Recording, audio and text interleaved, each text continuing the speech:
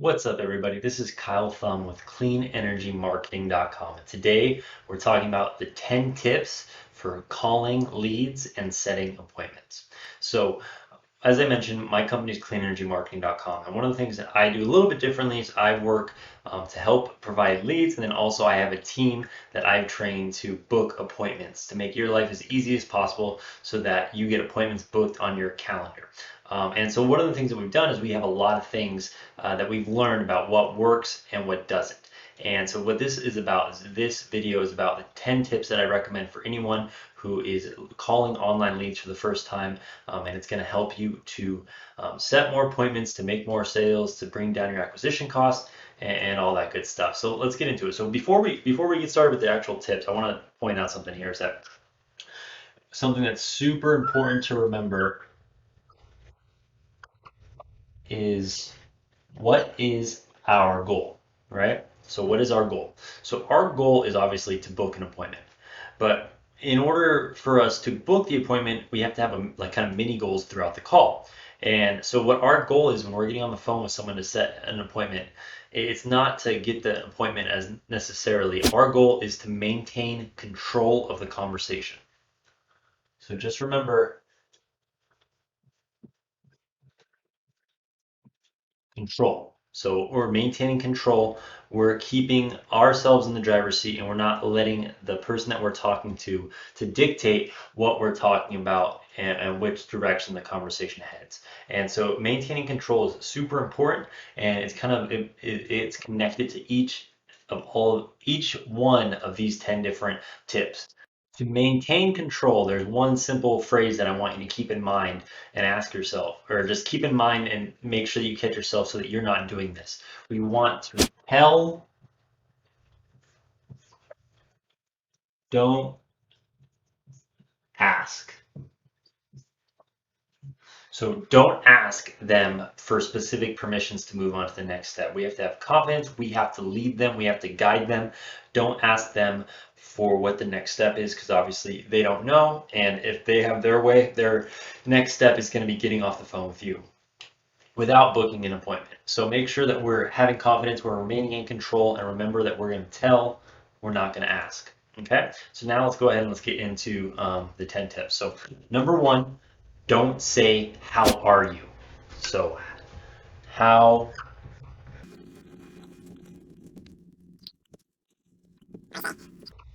don't say, how are you? That's bad. Don't say, how are you? And the reason that we don't want to say, how are you is because think about it from the perspective of anytime you've talked to a telemarketer on the phone. That's how they start the conversation. And it's the first question that you ask, and you don't even know about the person. How are you is a question that you want to ask someone that you're friends with, someone that you're comfortable with, someone that you've built rapport with, someone that you've built a relationship with. So starting off the conversation with how are you, if you've never spoken to this person before, is a nightmare and it's not a good start. So we don't want to say, how are you? All right. Number two.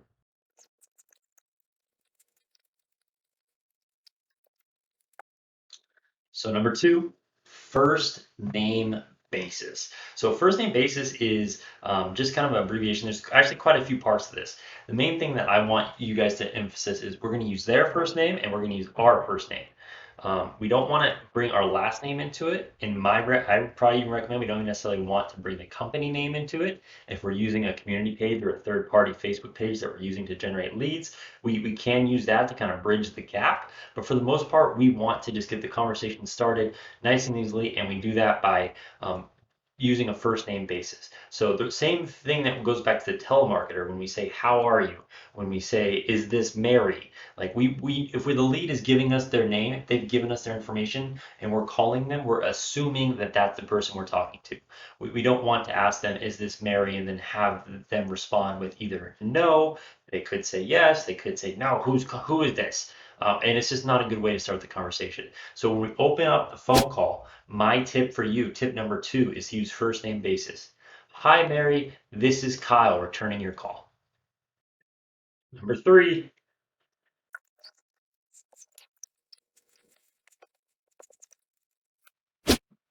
number three, don't say these. So don't say these. So what do we not want to say? The things that we don't want to say, at least not at the beginning of the phone call, is we don't want to say words like lead. We don't want to say words like Facebook ad. We don't want to say words like solar quote. And I know you're sitting there thinking like, why don't we want to say solar quote? So you have to remember when people are opting in for our ads, a lot of times what we're offering, what we're advertising is discounted bills. We're advertising giving them cash back. We're advertising reducing their electric bill. And while they get that through a solar quote or through a solar presentation, we have to make sure that we're able to connect the dots and kind of get them there step by step by step. And so we want to avoid those words kind of altogether, but definitely in the early parts of our phone conversation because those words are going to be very easy. They're going to very easily scare people off. So it's going to be very, very salesy if we do that. And instead, what we want to do is we want to focus in that initial part of the conversation on the pain and rewards. So focusing on their high electric bills, focusing on saving money. And then once we've kind of established that, we built rapport, we can kind of explain to them how the sales process works. So rather than lead, don't ever say lead. Number Facebook ad, rather than saying you responded to our Facebook ad, you can say, hey, you liked our Facebook post. Rather than solar quote, we're just talking about, hey, you were interested in our program. And so the way that we word that and the way that we package that is going to be a lot better to keep people engaged and keep people interested in our conversation, rather than if we throw those words out there in the first 10 or 15 seconds, they may be scared away really, really quickly. Number four, this is probably one of my favorite, and it's insanely, insanely powerful.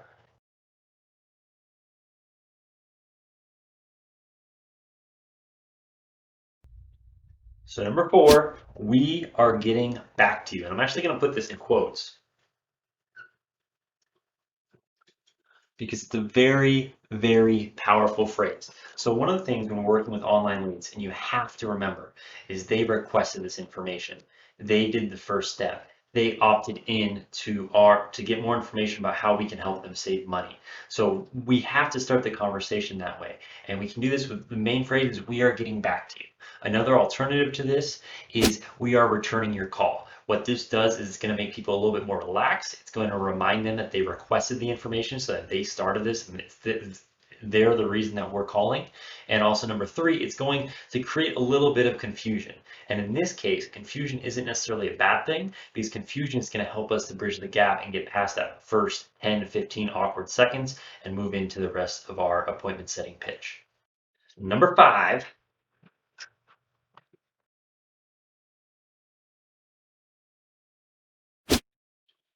Number five, qualify the roof slash home, not the person. So this one is important because one of the things that you will realize when you talk to people is when we're talking to people, they put up a wall. They get very, very defensive, especially when we start talking about their credit history, when we start asking them questions about how long they've lived in their home, we ask a lot of personal questions when we're doing our discovery phase.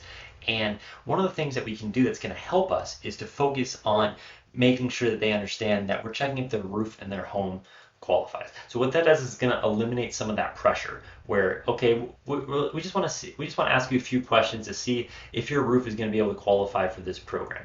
And that sounds a lot better than saying, oh, well, we want to ask you a few questions to see if you qualify. It's going to kind of lower people's defenses a little bit, and it's going to put less pressure on the conversation so that you're able to get the answers to the qualifying questions that you want. Number six,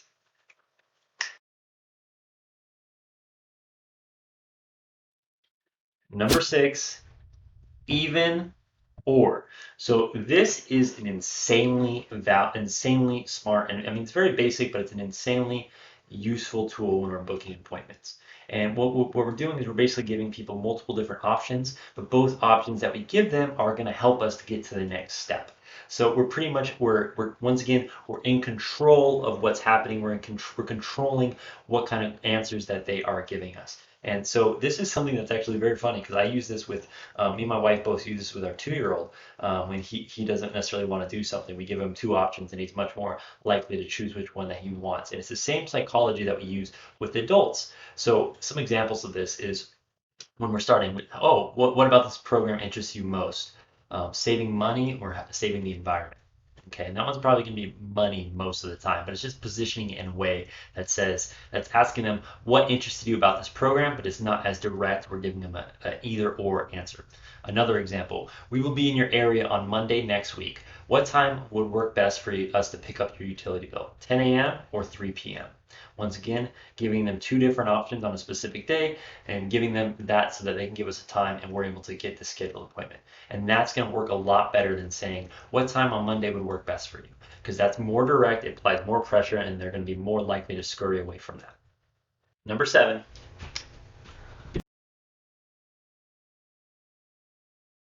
Number seven, always end with a question.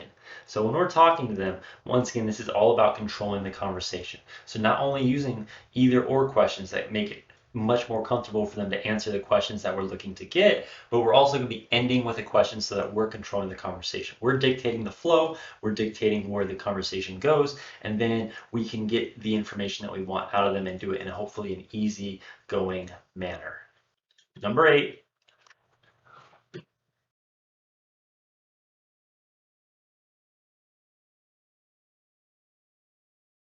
Number eight, only pause at the end. So what the end means is the end of these questions. So that's the only time that we're pausing.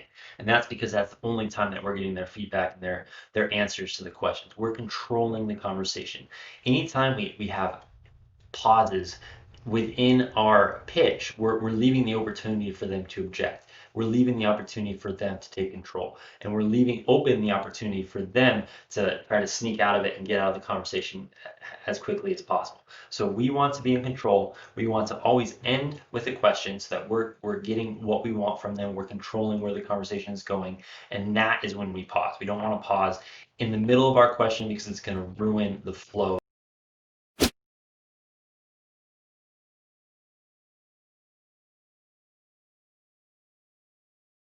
Number nine, always agree.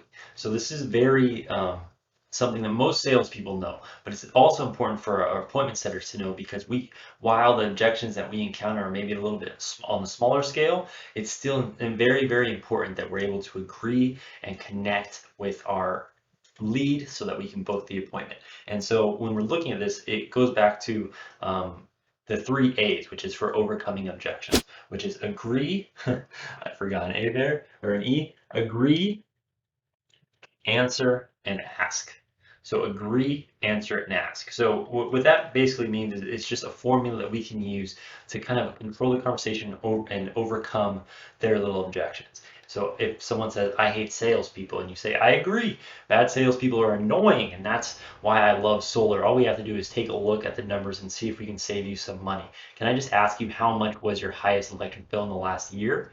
So once again, I agreed, I answered their question, or I addressed it at least, and then I asked the next question, which is how much was your highest electric bill this year? Another one, I'm not interested in solar. And then you would say something like, I mean, I get it. I was never interested in solar either until I actually understood it and looked into it and I realized how much money homeowners can save and how when you look at the numbers, a lot of times it really is a no-brainer. I'm assuming that saving money was what caught your attention about this ad. Is that correct? And they say yes. And then you can say, okay, great. And you can ask them about why saving money is important. So it's all about, once again, agreeing, answering, and out. I didn't fill out the form. So this one is insanely frustrating, but it mostly happens when anyone's using Facebook lead forms. And that's because Facebook has made it super easy that people are able to submit forms in like half a second before they're even questioning or they even realize what they're doing. So a lot of times you get people that say, I didn't fill out the form. And most of the time when they say that, they're lying.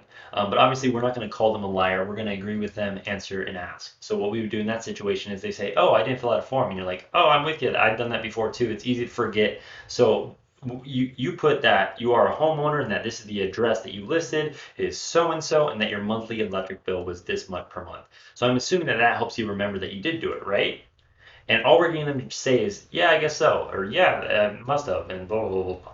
And that just keeps the conversation going. So remember, no matter what the objection is, our goal is to agree, answer, ask, but it all starts with agree. So rule number nine, tip number nine, always agree.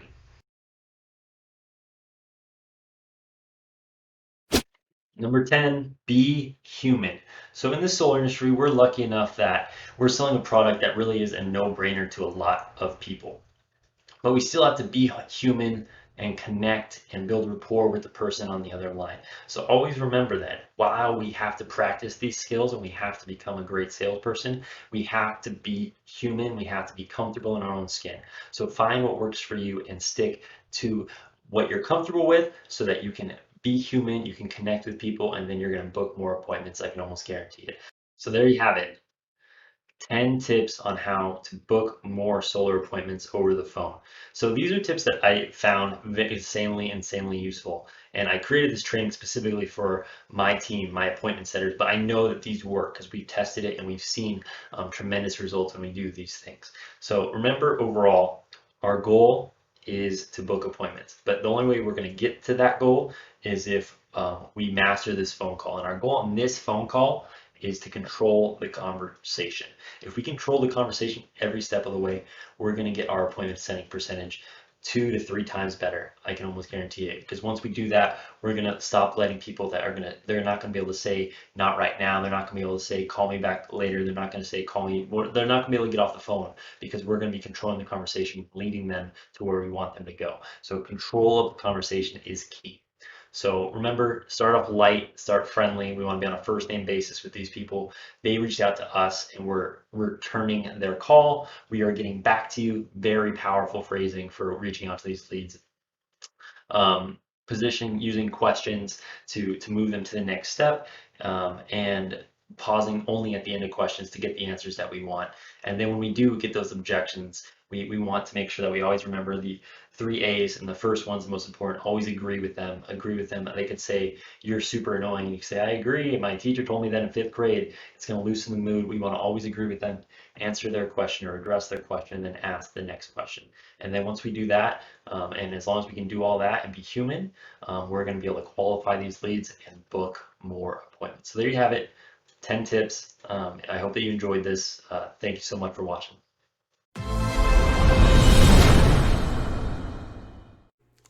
Hey everybody, thank you for watching. Obviously, if you're seeing this, you've made it to the end of my video. I greatly appreciate it. Thank you for watching. Please like, comment, subscribe, share videos with your friends. I'm looking to create more and more content for solar professionals. So if you have any ideas, make sure to drop them in the comments below. I appreciate all of you, and I hope you have an awesome rest of your day.